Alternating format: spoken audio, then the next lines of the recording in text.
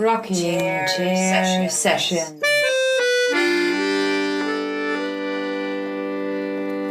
With Elisa Di Battista and Maria Teresa Barber.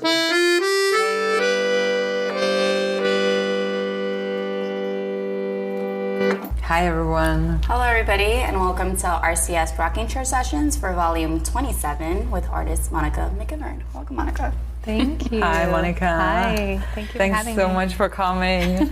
And we were just chatting a little bit that you were just performing with your band Mopudi. Did I say that right? That's correct. Mobooty Band. Yes. At 3 Points At 3 Festival. Points. Just like 2 blocks from here or 3 blocks from here. Right. Mm-hmm. And then was it a week or 2 weeks before that you guys were doing a tour in France? Yes. We're just getting back into town from Europe. My first time visiting, and I was there for about a month and a half, and just exploring and having a lot of interesting adventures. And I know you went to Paris. Did you also travel around? Yeah, Paris was our home base, and then we rented vehicles, took trains, a bit of a planes, trains, and automobiles type of adventure with musical instruments. Wow. Around France. So where were you playing? What cities were you playing? Most of our shows were in Paris, and it just turns out that Paris is such a big, bustling, beautiful cultural center of the world that we were able to play about 5 or 6 shows on different sides of town. With completely different audiences and you know, incredible intimate spaces, coffee shops, as well as 2 of the top 10 rated live music venues for the type of music that we play. So that was named by timeout.com, and so that would be Le International and Le Pop, Le Pop-In. There were 2 venues that we had more of the rowdy shows. And then outside of Paris, there was Nantes, which I believe is one of the maybe the 3rd or 4th, I don't know exactly. Nantes? Nantes, largest cities in France. It's a beautiful scene there. And then there was, let's see, a great show in Brest that we played, and other places that I'm not recalling right now. But yeah. My cough comes back. Well, I'll interrupt you while you cough. As I follow you on Instagram, I'm always taken on a journey through your photographs, because that's what you also do besides being a musician and a performer. What did you feel you were experiencing through the lens as you were in France for the first time? Well, it's interesting, my relationship with photography, which is my main mode of business and self-sufficiency, a career that I've built over the last 10 years, specifically here in South Florida, and then I've been able to build it internationally, travel with it, and I've been able to support myself with it. So it's not only a business, it's also a way that I very much interact with the world. And so on this particular trip, I'm changing things up a little bit and focusing more on the music side and having that be a form of expression, my first form of expression, and then having the camera kind of be the alternative mode of expressing myself. So each time that I picked up the camera, it was I would say honestly more in the tense moments that I needed to come back to a comforting form of self-expression that I feel I can communicate exactly what I'm doing a little bit more fluidly than perhaps the musical space is so much more collaborative, and so when you're working with 3 other personalities, you know, it's just more, there tends to be more language barrier or more needing to sit down and work things out versus the immediacy of me being able just to pick up a camera and express myself in that way. So looking through the camera lens, it was just a reminder of what a beautiful place that we were traveling through. Sometimes just making myself pick up the camera as well, and having to remind myself that we might not be here for long. It's a very transitory space. We're on the go all the time, and it almost became, what travel photography or vacation photography is, a little bit more snapshot-y and not as focused on a particular result, I would say. So in that way, maybe a bit more freeing than I look at It's normally for hire, so this is more for you, more personal. Yeah, personal, I guess. Yeah. When was the first time that you were able to pick up the camera and experience that connection with the lens and the medium? Over in France? Or just I think in just general? overall in life. Like, were you young? Were you in college? I can remember. So as a very big background, I grew up in a very small town in northern Michigan, and I did actually study music there, and so that was an introduction to the arts. But to be an artist, it didn't seem like it wasn't even an option. Up there the economy is so much different than this particular area of South Florida, that it's much more of a laborer type, factory workers, lifelong builders. Typical, a different economy. And so being an artist, I don't even feel like was an option until I moved down here in South Florida when I was around 20. But I can remember being up there, and my sister had taken some photos, and I remember seeing her taking photos and putting together an album purely for an artistic project. And I was like, what is this? It was just like, so I guess seeing through her eyes, and expressing herself as an artist, I thought that was very interesting. But I myself didn't pick up the camera until I moved here to South Florida. I was working at a car rental agency in the Palm Beach airport. Wow. And they were offering tuition assistance. Okay. And I just decided if I was going to go to school, I would want to get in touch with something artistic, because I had stopped doing music when I graduated high school. I played a low brass instrument from 5th grade through high school. And when I moved down to Florida, and I was working in kind of a more of a corporate sales type of mentality, I felt the need to go back to something artistic. You weren't expressing yourself, certainly. Yeah. So. Did you play in the marching band? I did. In high school? I did. Actually, I was the drum major, so I directed the marching band. What? Wow. Yeah, and got to go to special camps to, learn how to be a leader and to yell the commands and like how to clap properly and use your voice. It was very empowering. And then Take charge. Yeah. Then I would go back and direct the band out on the field and do commands and things like that. So, and then I did concert band, was where I played. It was the euphonium, or the baritone, a low brass instrument. So is that like pretty big, or? Yeah, it's like a smaller tuba. Like a smaller tuba, yeah, okay. It's like the same shape. Because in Austria we have tons of marching bands. Yeah. Every village has a marching band. I mean, they're like, in high school you usually start in there, and then you grow, and then you stay there all your life. You usually drink a lot of beer, and like it's so fun.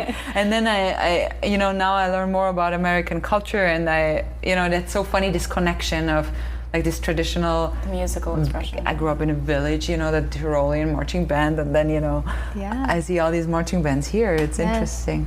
Do you still feel like you use this background in your band now, like in your practice as a contemporary band, or like a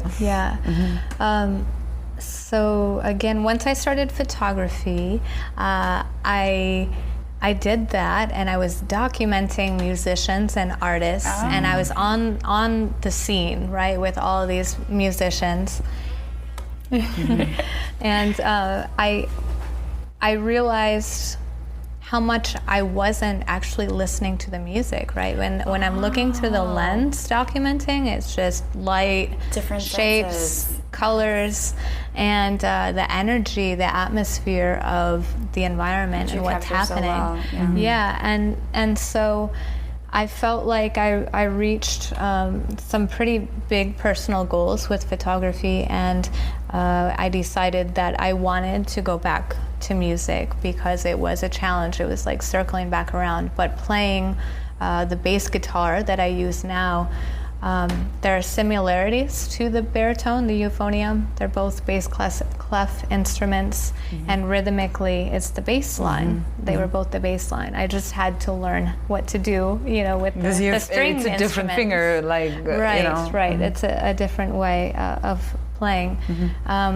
But it was at that time that I realized I've taken thousands of photos of musicians, and I never once looked at the brand of guitar that they were using. I had no curiosity about like the pedals or things like that. So as I started learning to play myself, I just dug back into my archives, and I'm like looking at these pictures, and I'm like, wow, okay, he's got this amp, and and with a more understanding the musicality, the technicality of what these musicians are doing. So yeah, in that way, it's been an incredible adventure, and a freeing adventure to allow yourself to have, in yoga they say beginner's mind, right? To start back again from the beginning and build yourself back up with a different skill set. But it's also been an interesting journey of trying to redefine how I interact in social environments. I'm still going to concerts a lot, right? But I'm interacting in the space in a different way, If I were documenting with a camera, it's almost easier for me to go in, I know my purpose, I work, I'm on a mission, and then I turn around and leave, right? And then you get really good spots too. You're usually right at the stage, right? With the camera, you're right there. Yeah, as a female photographer, it's been very interesting, and being in the photo pit, you meet a lot of other photographers, and I've worked alongside a lot of male photographers, and there's a mosh pit is a mosh pit, it doesn't matter what gender you are. And I've have a few damaged, pieces of equipment, of camera equipment, of flashes getting kicked off of my camera, and flying feet and things like that. Wow. But a fun story behind it too, so that's all that matters, and great photos to prove that I was there too. So it's I'm curious, as a transition from you were working and eventually it was assisting you in paying portions of college to go back and study fine arts and photography. Through that transition, did you also commence a personal transition, like through jobs as you're taking these photographs, or did you just stay with the same job through the whole thing? Yeah, I have used photography to balance my personal life, and pretty early on I was able to make the full-time switch to photography to support myself. So I mentioned I was working at a car rental agency. one thing I appreciated about that job was that, you're working at an airport, there's people coming through constantly, so you're constantly meeting people. Yes. Yeah, you're constantly networking, and I think maybe that's the consistency that's stayed through with everything that I've done, is that I really enjoy meeting people and hearing their stories. Maybe that's because I'm from such a small town. Maybe you can identify with that. You said you're totally. From a village, right? You're just curious about people. You're like, what's your story? I want to talk to someone. So, I met some really interesting people that somehow coincidentally just connected me deeper into the music world. I'll give one example of I met this really cool looking tall guy. He was actually carrying a bass guitar, and he came to rent a car, and he had this really wiry mustache, and he threw his leather satchel on the counter, and it was just like this leather satchel was just like straight from Woodstock, It was just like, at that time I wasn't too into like fashion or anything like that, but you just saw this bag and it was like, wow, this guy's the real deal. Like, I don't know where he's from, but like, he's got a cool story. And so I started chatting to him, and at this time I was attending the Art Institute in Fort Lauderdale for photography. And so long story short, this guy ends up being the traveling bassist for Richie Havens. And Richie Havens was the person that opened Woodstock, right? So it was like very weird that I had that association immediately when I saw his bag, but there was a connection directly to Woodstock. You could read it. And so it turns out that he was sent a couple days ahead of Richie Havens. They were going to be playing a concert that weekend up in Port St. Lucie, a little. Yeah.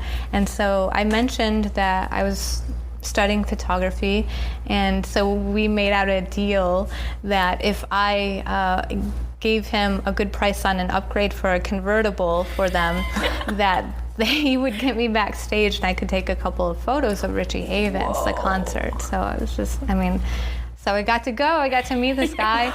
My incredible professor at the time rented out the good camera from Art Institute, and he's like, I'm not supposed to do this, but it's Richie Havens. You got to have this camera. So I got to check it out at school. And so just all these really interesting stories along the way. I meet people, and they, I've been very lucky to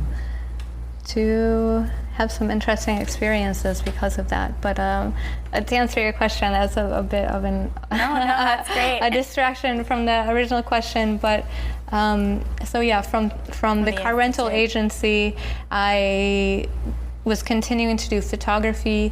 I was going to local concerts, and the then editor at the Broward Palm Beach New Times, Reed Fisher, saw my work, and he offered to let me start shooting for the Broward Palm Beach New Times. And at that point, then someone from the arts side, not just the music side, then asked me to do arts photography for the New Times.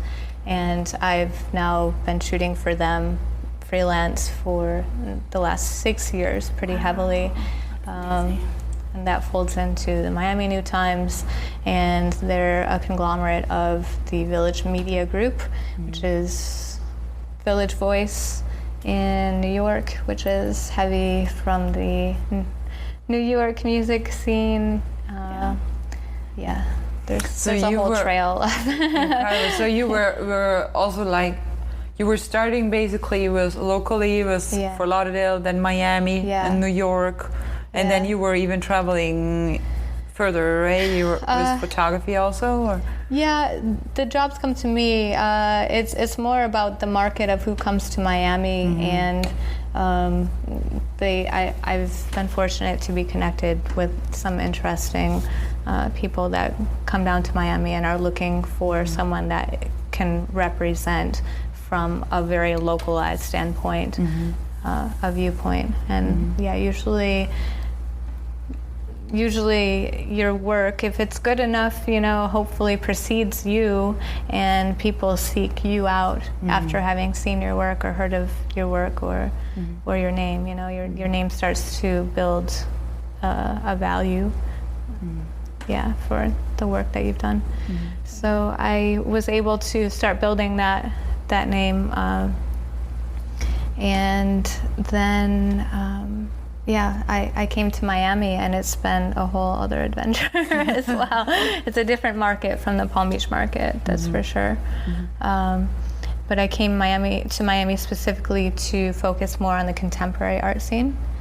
And as soon as I got here, I was introduced to some people, different galleries. I mean, it's just like a domino effect of and you're doing names. You're doing also a lot of portrait of artists, right? Because every artist kind of needs like this one photograph, for like marketing or articles, or it's like I've seen a lot of really amazing portraits that you've done of artists as well. Yes. That is something that, again, yes, I get hired and commissioned by maybe a gallery or things, but I've really pride myself in being able to connect with the artists directly, the musicians directly, and in that way feel a bit more of an advocate for independent artists and musicians rather than an artist and musician that is potentially being exploited by a gallery, or which unfortunately happens until the musician and artist can begin to learn a little bit about some very empowering business strategies for guiding your own career. And on both sides, the commercial gallery, the industry, commercial anything, as well as the independent. Everybody needs photos. So that's good for the photographers. But as a photographer, I feel it's my responsibility to treat everybody that I work with, no matter what their agenda is, with the same transparency, and to build a relationship in that way that we were coming to terms together as a collaboration for the benefit of both of our agendas, and so that everyone wins out. So portraits of artists are always needed, especially in these times, of course, in social media, and individual marketing is so much easier now rather than you don't need just one photo, you need multiple photos, you can't always use the same one, right? And I like to, of course, strive for an iconic photo, I'd love for my photo to be your favorite photo ever. I also want your mom to hang it on the fridge and have it be her favorite photo ever. These are my personal goals as an artist and helping out other artists. But I really feel it's such an important role for photographers to be advocates for the people that they work with, and using my experience to helpfully to lift and help other people gain an education on things that I've learned, things that I've seen, and hopefully help them gain their career. And it's such a beautiful thing, specifically with artists and musicians, to be able to see their work, and potentially even see their work in a way that they haven't seen their work, or or the way that they see it in their head. They have, they can see the lighting and they can't necessarily translate themselves, and I'm able to kind of be a conduit of capturing what they see in this beautiful vision, and then I'm somehow this medium for their art in the tangible form. It's really beautiful. I'm curious because I'm just in your mind as you're describing this connection. I'm looking at your outfit, which is very tropical for those of you that are going to look at it on the Polaroid. You mentioned when you met the musician at the Car Rental Space that you weren't really into fashion, but whenever I've seen you, Monica, you've always been fashionably dressed. So when did that start to change for you, like the awareness of the visual and how you dress? Yeah. So the easiest thing for me to do as a photographer was to wear something that was not going to get in the way. Like that to me was fashion. It had to be completely functional. And then also black is just the industry standard. And it's powerful, to wear all black. It's very chic. It like never goes out of style. And so that became just the norm. And then, I've said this before, like as the photographer, I would have to be able to climb a tree or lay in a mud puddle and like not have to worry about the outfit, because that just happens, and it happens without thinking. You're like rolling on the ground in the mud and like to get a shot without even thinking about it. And so, so that was like the start of my fashion. And then I just have some really incredible fashion-minded friends. I can give a shout out to Allie and Liam at Kismet Vintage, and that they were probably the probably like the turning point in my fashion awareness. And Allie would have outfits picked out for me. Like I would go to her little vintage store in Delray Beach, and once she knows your measurements, she's just like gifted in the way that like I would show up and she would just have 10 outfits pulled and each one just fit me perfectly, and so it was more she was dressing me, and then like a personal shopper, right? But people do that. Like it's amazing. I'll talk about other jobs that you don't really think about, but that's like something, again, coming to South Florida that's specific to perhaps, more to a city, right? Mm-hmm. Like more of a fashion conscious way of life. And so you just become aware then of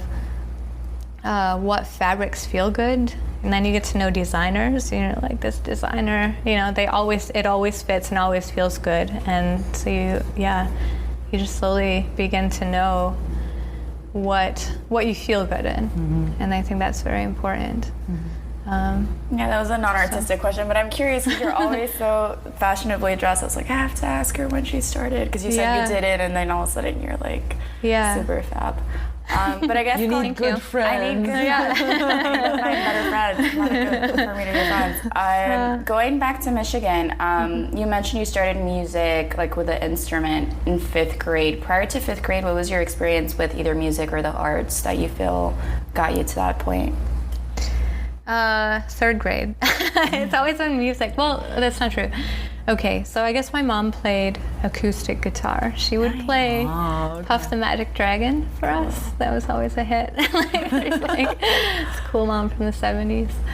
And so there was that, and then also my father's side, they came from a very large Polish family, 10 children, and they all had to take accordion lessons. So I guess there is a bit of a musical history in my family.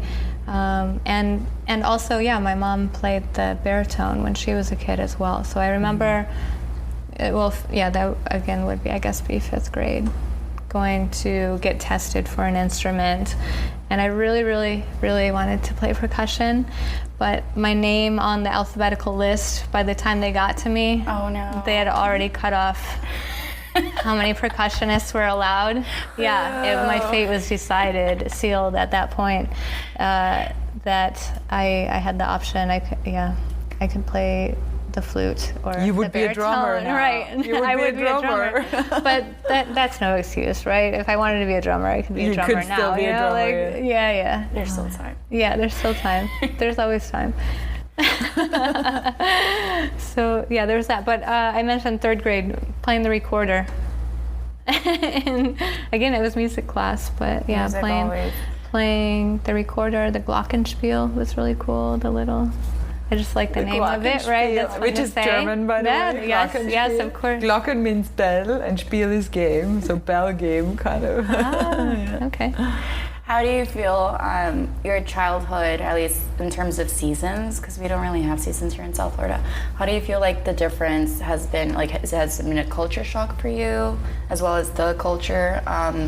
So I guess Michigan versus South Florida seasons, if you could talk about that for you, like what that's been.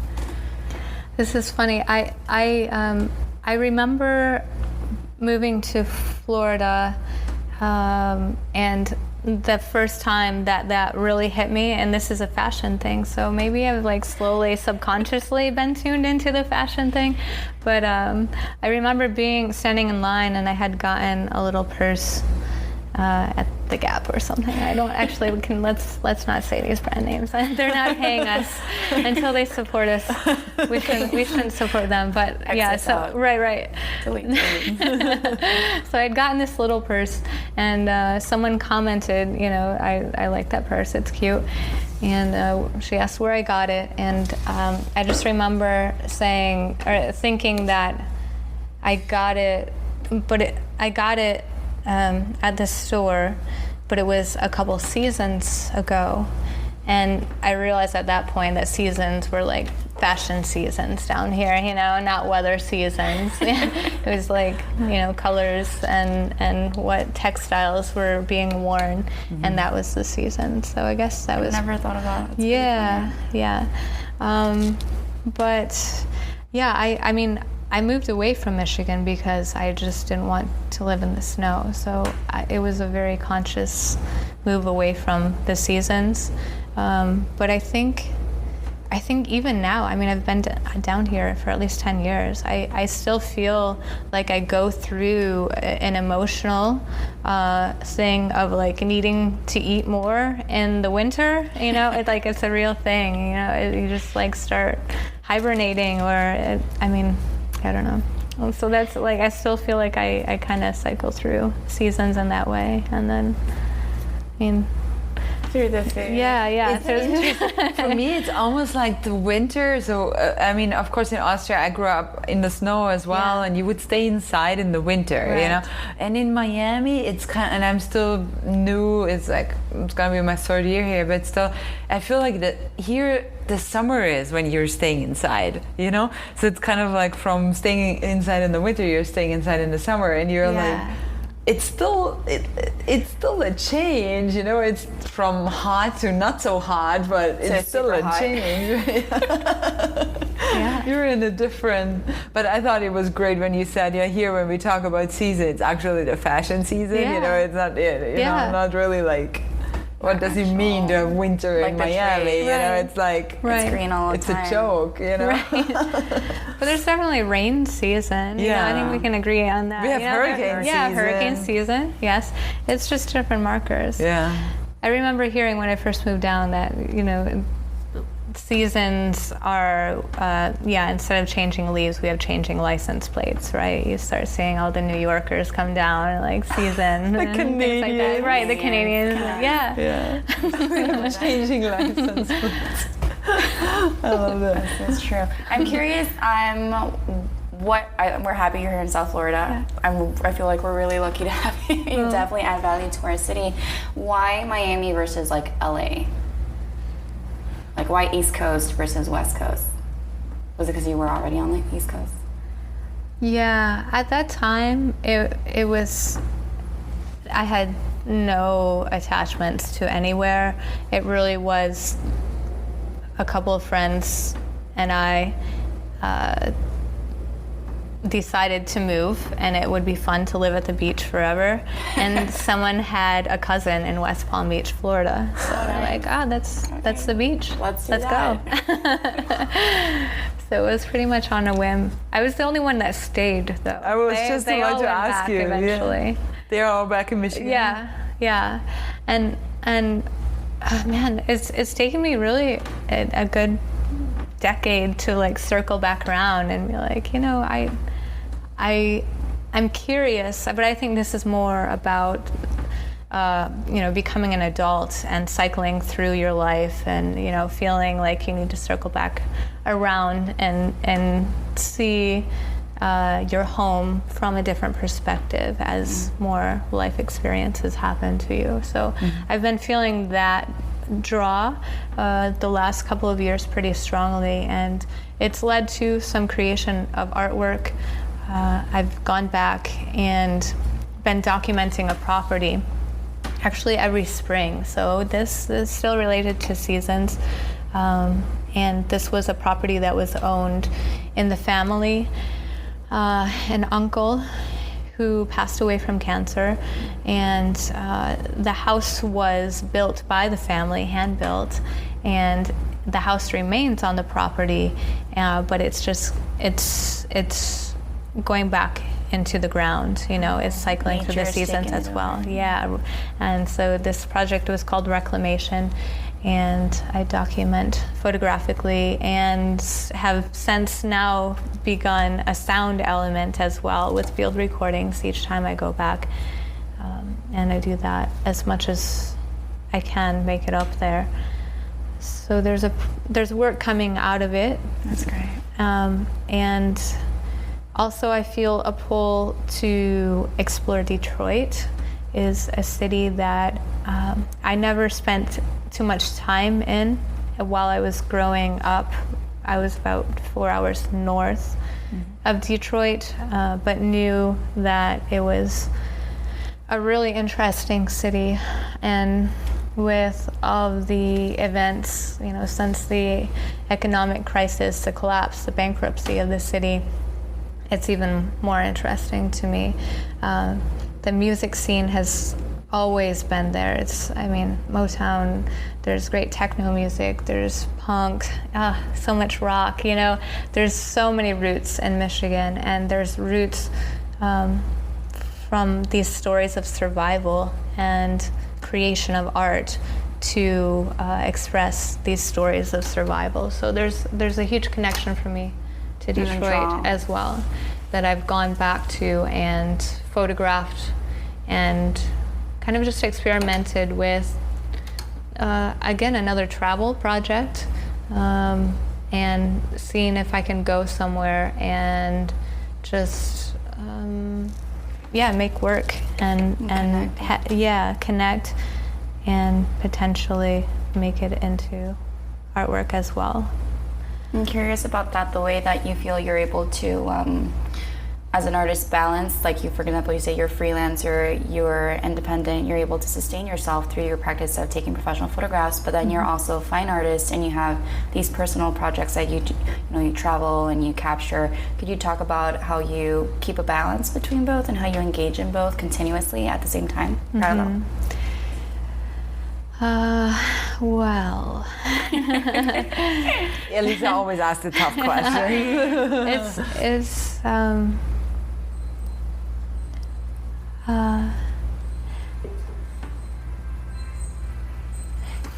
Yeah, we have music in the background. I don't really know how to approach that question, because I feel like it's just a matter of living, of telling your story, of breathing, and we do that on a multitude of levels every day. That's an answer. Yeah. Just as a formal practice, sure, I'm learning to find a voice, so I guess in a formal way it's not structured, and perhaps I can continue, it's definitely a goal professionally to find more of a language to express those in a formal way, but that's a constant search. I mean, that's, I think, the search of every artist. Well, right, I would see it in here every day, because this is what I'm seeing. Because I have seen your professional photographs in the New Times, or when people do source you out and hire you. But I see, like, when I follow you on your Instagram page, that you do on a daily, you take images and you capture things that are of interest to you personally as a fine artist. Right. So that's why I do see that you, like you say, you breathe. It's one day at a time. It doesn't that you're on a job or stop you from still taking your own things that are of interest to you. Right. And that stand out to you visually. Right. I mean, I think the biggest thing is just to not get burnt out on either side. You know, the work and the external validation that you receive through perhaps monetary value inspires the personal projects, or also gives you resources to explore the personal projects, and then the expression and the ability to speak and find a voice through your personal project, and inspiration motivates you to seek out a clearer path in the projects that you get paid to work on. I say this kind of unconfidently, just, I mean, the best way I can describe it is that obviously if you're doing what you love, you know, like, I just say that you get to, you work hard so that you can work harder. And if it's all what you love, you know, it's the cliche. It's not work, but at some point, yeah. I'm just let's hold this. I guess, Maria, I'm asking more questions today. Do you have any questions? Because I still have a few. I do. Okay, you go. I'll let you. One of the questions was you were selected to be a resident in what was the Cannonball residency and is now the Art Center residency, and that was a full year residency that you got there, right?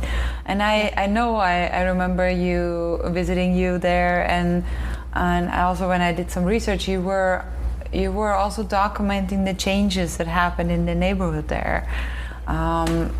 Is it part of Overtown? I'm not sure. Is it called the Overtown area there, or is it? It's literally the crossroad of what is Overtown, and I think that's so powerful to have a perspective to look over that. It's powerful. I mean, I'm a white woman in this third-story window looking down on Overtown, you know, like that's pretty heavy to me to come face to face every day to look at the disparity of gentrification, and how am I participating in that, and how am I choosing to build a narrative around that without exploiting the faces that I see down there. How am I using my privilege to not speak for them, and to tell a story that's still my own, and what can I do to help?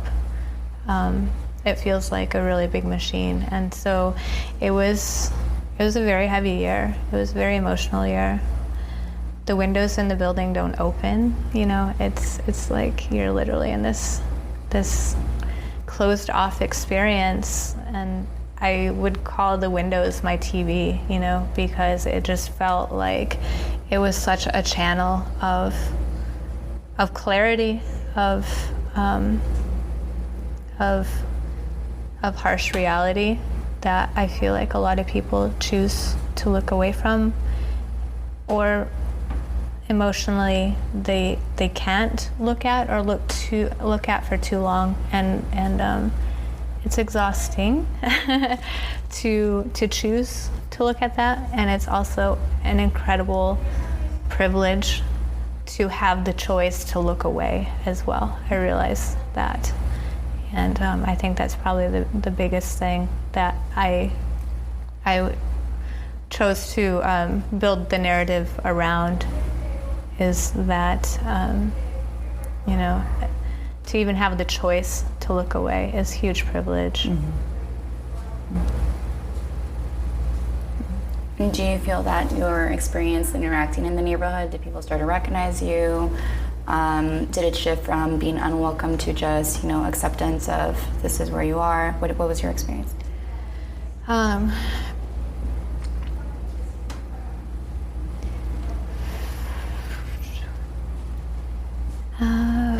Okay. I didn't want to engage with people.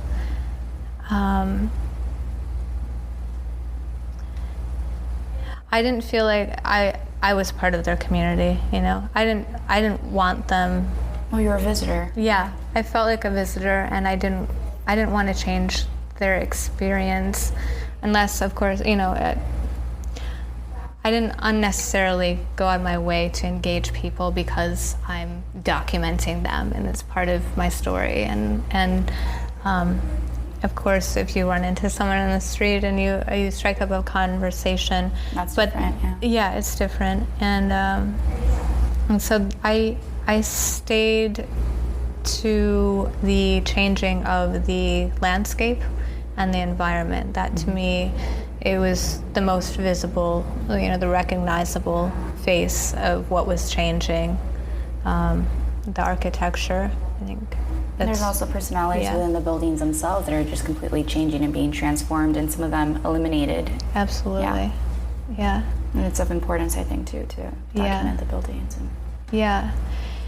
And then the other aspect of it was, I don't even know what the story is, it's changing so fast. Drastically, yeah. Where do you even begin? It's like you sometimes take pictures and the story isn't revealed until years later, decades later. And so, I have so many photos that I just don't show. Still digesting. It needs to be digested, and it needs to be put into the narrative that is not exploiting anyone, or is not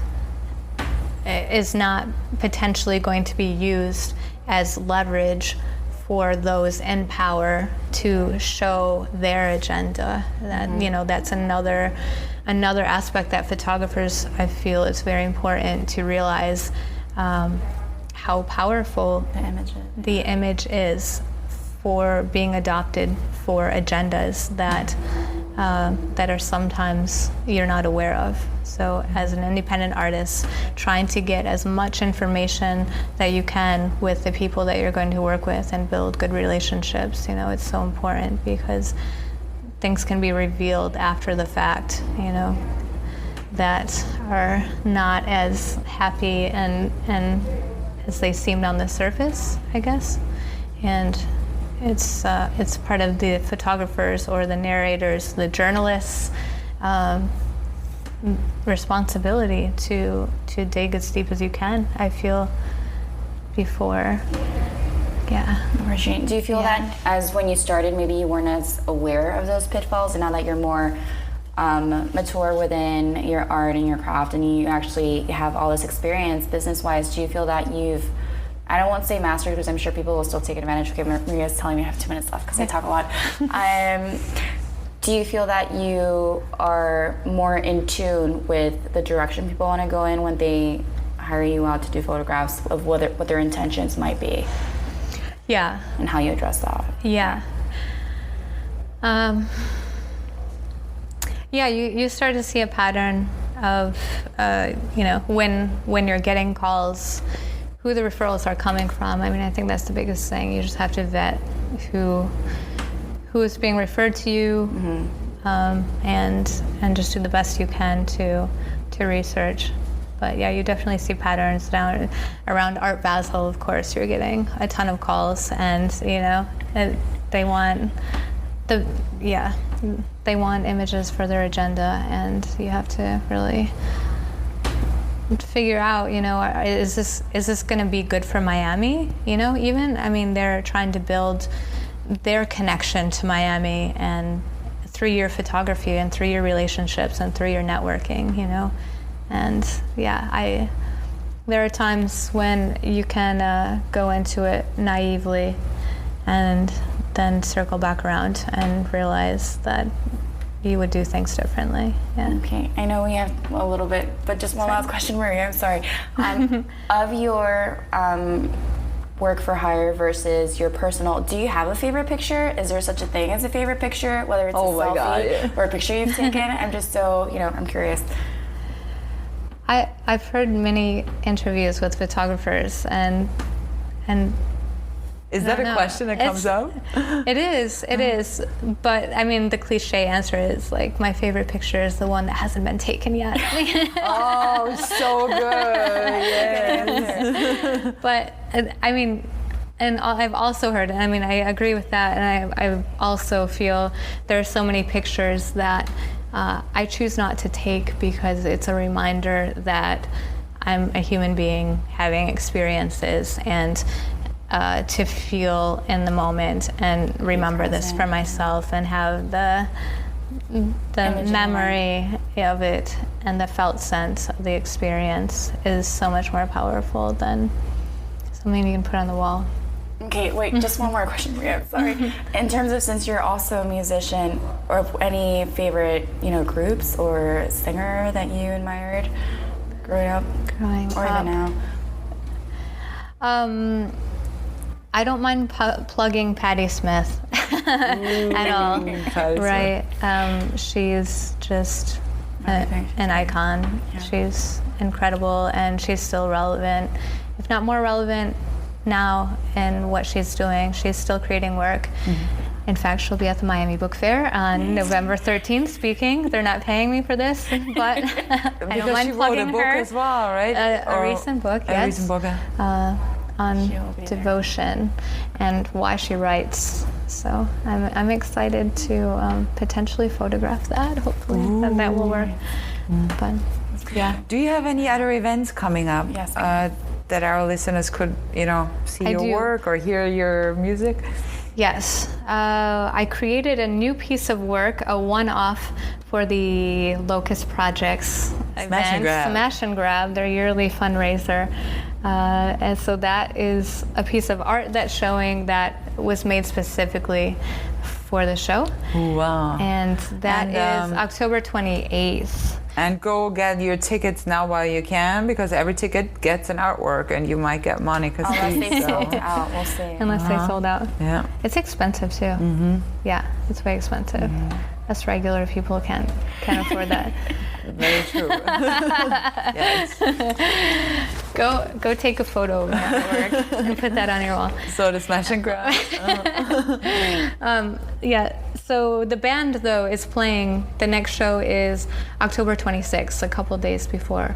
And that's going to be a big one. There's a band from LA called LA Witch. These 3 women rockers on stage. That's going to be very big, playing with my band, Mo Booty Band, and a couple of other bands that are really great as well. It's like going to be... The venue, October 26th? Gramps Bar. Yeah, it's going to be a fun show.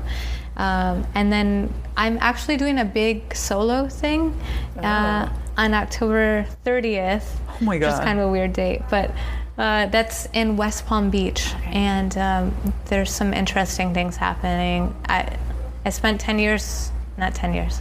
I spent some time on the West Palm scene before I came to Miami. So that's like my second home.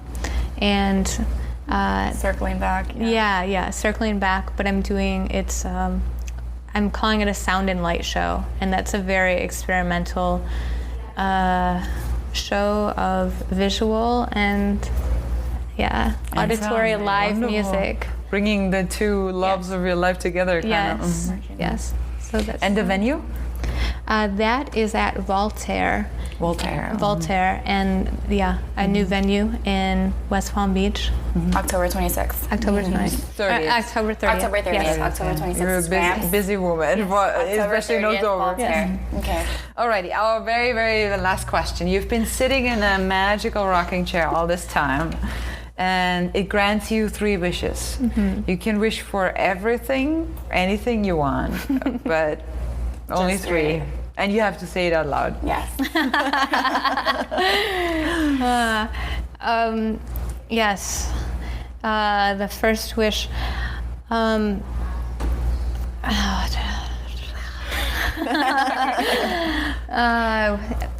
I wish that I will continue along the path of self-awareness so that I may recognize when things are enough, to remain in gratitude so that you may share that gratitude with others. You know, I think especially coming back from France, you know, when you're on vacation or when you're in a new environment for so long and then you come back, it's so easy to see and compare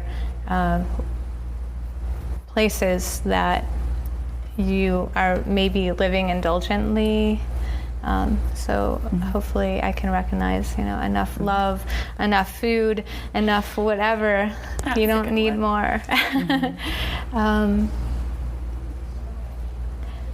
Yeah,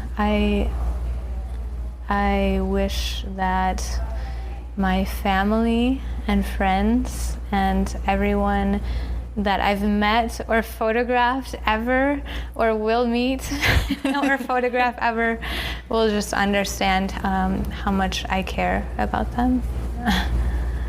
That's pretty general. And this is a bit of a silly one, but I wish that you will explain to me why you guys call this a rocking chair, because it's technically a glider, isn't it?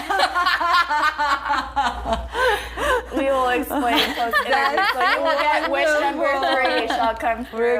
We're gonna fulfill this wish in like. All right. Results. I like it. Thank you so much, everybody, for listening. Thank you so much, Monica. Thank you so much, guys, for listening. We're gonna be back next week for volume 28. Sean Mick. Yes. Alrighty. Bye, guys. Bye, y'all. Bye. Thank you.